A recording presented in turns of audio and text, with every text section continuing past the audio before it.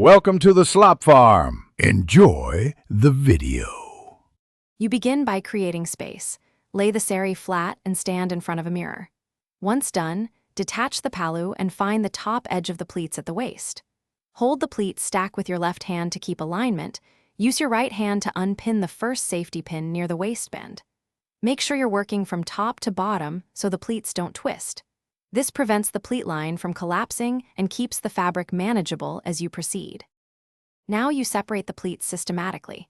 Insert your index and middle finger between two folds and gently glide down to loosen. Once a pleat is freed, run your palm along its length to straighten the crease and remove any twists.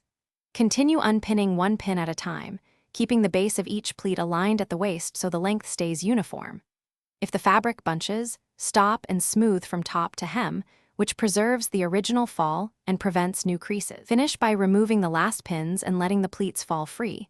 Hold the sari by the palu and give a gentle shake so gravity straightens the drape. Lay the sari flat to inspect for any trapped folds or tucks you missed, and run your hand along the hem to even out length. If a pleat has snagged or resisted, use a blunt tool to ease fibers apart rather than yanking, because force can stretch or tear delicate fabric.